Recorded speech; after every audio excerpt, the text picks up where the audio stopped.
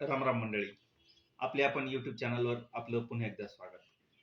मित्रांनो, आपण मागील भागात बघितलं होतं, की शासकीय कार्यालयात सर्वसामान्य नागरिकांचे स्थान. याचाच आज आपण हा दुसरा भाग पाहतोय. मागच्या भागात आपण बघितलं होतं, की शासकीय कार्यालयाची वेळ, शासकीय कार्यालयातून दिल्या जात असलेल्या सुविधा, ह्या विषयावर आपण अगदी काही मिनिटामध्ये आपण चर्चा केली होती.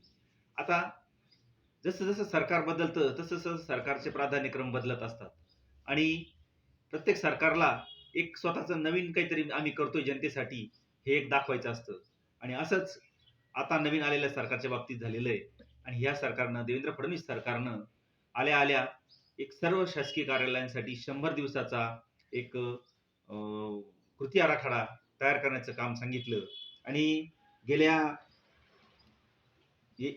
13 जानेवारीपासून या कृती आराखड्याच्या माध्यमातून 100 दिवसाचा कृती आराखडा आणि 7 कलमी कार्यक्रमाचं नियोजन केलेलं आहे.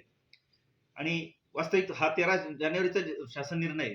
परंतु थेट कार्यालय प्रमुखापर्यंत येईपर्यंत याला किती कालावधी लागेल हे काही सांगता येणार नाही.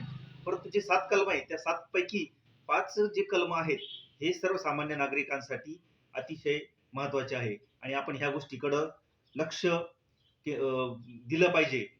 त्यातला सगळ्यात महत्त्वाचा पहिला मुद्दा म्हणजे संकेतस्थळ. प्रत्येक शासकीय कार्यालयाचं संकेतस्थळ हे अद्ययावत असलं पाहिजे. त्याची वेबसाईट ही परिपूर्ण असली पाहिजे आणि बहुतेक सर्वसामान्य नागरिकांना घरबसल्या त्या कार्यालयाविषयी बहुतांश माहिती जर मिळाली, तर त्याचे शासकीय कार्यालयात येण्या-जाण्याचे हेलपाटे कमी होतात आणि त्यातून त्या नागरिकाला त्या त्या कार्यालयाची माहिती घरबसल्या केव्हाही मिळू शकते. दुसरा सुकर जीवनमान म्हणजे ईज ऑफ लिव्हिंग. म्हणजे ज्या काही शासकीय कार्यालयातून देण्यात येणाऱ्या ज्या सुविधा आहेत किंवा ज्या सेवा आहेत, ह्या सहजरित्या सामान्य नागरिकांना उपलब्ध व्हायला पाहिजे. याच्याकरता शासकीय कार्यालयातील कार्यालय प्रमुखानं जाणीवपूर्वक प्रयत्न करावे, असाही या 7 कलमापैकी एका कलमाचा उद्देश आहे. तिसरा विषय तो स्वच्छता हा विषय आहे. वास्तविक हा स्वच्छता विषय आपल्या सर्वसामान्य नागरिकांच्या दृष्टीनं महत्वाचा नाही. परंतु सर्वच शासकीय कार्यालयात मोठमोठे गठ्ठे असणं, कुठेतरी काहीतरी कागदपत्राचे गठ्ठे पडलेले असणं आणि जे काही जी कामं पूर्ण झालेली किंवा ज्या कागदपत्रांची आवश्यकता नाही, अशी गठ्ठे असणे, अस्तव्यस्त पडलेली त्यांची रचना, ही सुद्धा स्वच्छता हा एक याच्यातला एक प्रमुख कलमातला एक विषय आहे.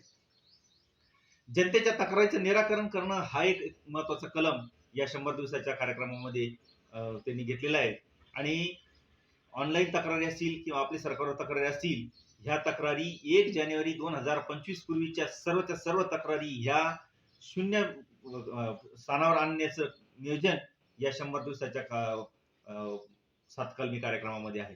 म्हणजे आपली जी काही ऑनलाईन तक्रार असेल ती तक्रार, त्या तक्रारीचं निराकरण हे कुठल्याही परिस्थितीत या कालावधीत झालं पाहिजे, असं नियोजन या 7 कलमी याच्यात आहे.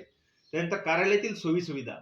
आपण कुठल्याही कार्यालयात जर गेलो तर कार्यालयात येणाऱ्या अभ्यागतांसाठी, नागरिकांसाठी बसण्यासाठी जागा असली पाहिजे. कार्यालयातील कर्मचारी आणि आलेल्या अभ्यागतांसाठी पिण्याची, पाण्याची, प्रसाधनाची व्यवस्था असली पाहिजे. कार्यालय हे अगदी स्वच्छ, नीटनेटकं आणि हवेशीर असलं पाहिजे आणि तिथं काम करणाऱ्या लोकांना प्रसन्न वातावरण निर्माण असलं पाहिजे. हाही या 7 कलमी कार्यक्रमातला एक महत्वाचा घटक आहे.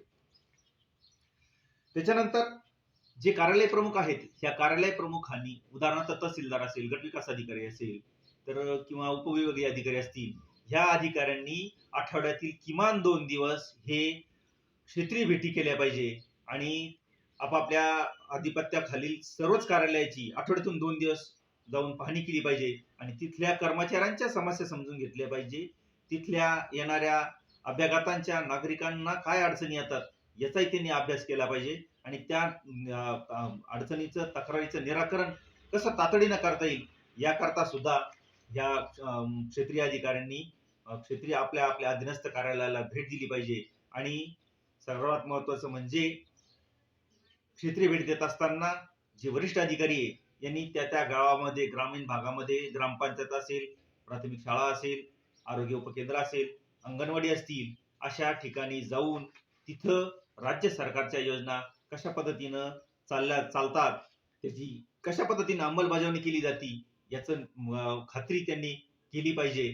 आणि हे सगळं होत जरी असेल तरी सुद्धा शासनाने किती शासन निर्णय केले तरी सुद्धा जोपर्यंत लोकप्रतिनिधी ह्या अधिकाऱ्यांवर आपली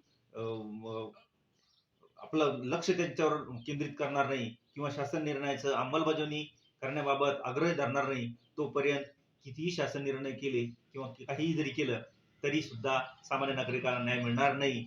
आपल्याला हा जर व्हिडिओ आवडला तर नक्कीच लाईक करा, शेअर करा आणि सबस्क्राईब करा. पुढील भागात पुढचा विषय. राम राम.